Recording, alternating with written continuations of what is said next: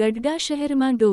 હીરાભાઈ સોલંકી તથા સોલંકી પરિવાર આયોજિત પિતૃઓના મોક્ષાર્થે ભાગવત સપ્તાહના અંતિમ દિવસે ગુજરાત રાજ્યના રાજ્યકક્ષાના મંત્રી પુરુષોત્તમભાઈ સોલંકીના સુપુત્ર અને કોળી સેનાના યુવા પ્રમુખ દિવ્યેશભાઈ સોલંકીએ હાજરી આપી સાથે જ રાજકીય અને સામાજિક આગેવાનો પણ ઉપસ્થિત રહ્યા હતા. કોળી સમાજના રાષ્ટ્રીય ઉપાધ્યક્ષ પ્રવીણભાઈ કોળી, તાલુકા ભાજપ પ્રમુખ દિલીપભાઈ ડાભી, પૂર્વ તાલુકા ભાજપ પ્રમુખ પ્રકાશભાઈ સાકળિયા, ભૂપતભાઈ ડાભી, પડવદર દીપકભાઈ કાનબડ, મનસુખભાઈ કાણોત્રા, અશોકભાઈ દેરવાડિયા, કિશનભાઈ ચૌહાણ સહિતના મહાનુભાવો રહ્યા હતા. કોળી સેનાના યુવા પ્રમુખ દિવસભાઈ સોલંકી દ્વારા ચાલી રહેલ ભાગવત સપ્તાહમાં ઉદ્બોધન કરવામાં આવ્યું હતું કે આજના યુવાન દીકરા દીકરીઓ મોબાઈલનો ઉપયોગ આપણી ફિઝિકલ એક્ટિવિટી માટે કરીએ અને બને ત્યાં સુધી મોબાઈલથી 1 કલાક દૂર રહીએ. 1 કલાક સમાજના માટે ફાળવે તો સમાજનું રાજકીય અને સામાજિક વિકાસ ક્યાંક સારા પદ પર બેસે. એના માટે અમે ભાઈ એજ્યુકેશન ઓનલાઈન એપ પણ લોન્ચ કરી છે. તેનો પણ ઉપયોગ કરે અને એજ્યુકેશનમાં આગળ વધે અને એક આપણું રાજકીય અને સામાજિક માળખું ઊભું થાય તેવું તેમણે જણાવ્યું હતું. રિપોર્ટર જયદેવ વી મંડેર.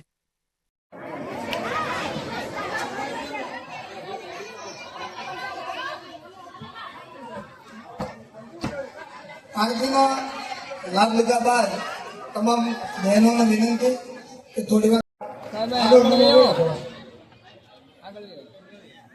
ત્યારબાદ રાજુભાઈ સોલંકી તેમજ વિનોદભાઈ સોલંકી પણ દેવેશભાઈ સોલંકીનું સ્વાગત કરી રહ્યા છે.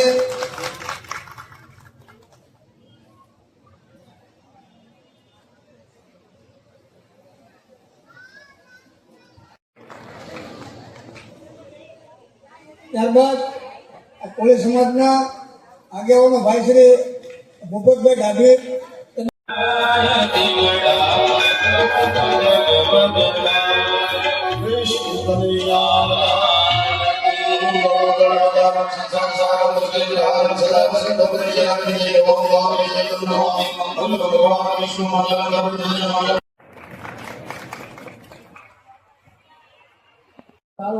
સન્માન કરી રહ્યા છે.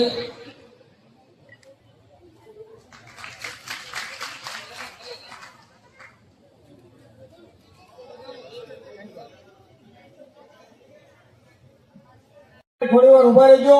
તમારું સ્વાગત પણ ઉદ્યોગપતિ ભાઈ લાલભાઈ કરવા માંગે છે. લાલભાઈ દિનેશભાઈ નું સ્વાગત કરશે.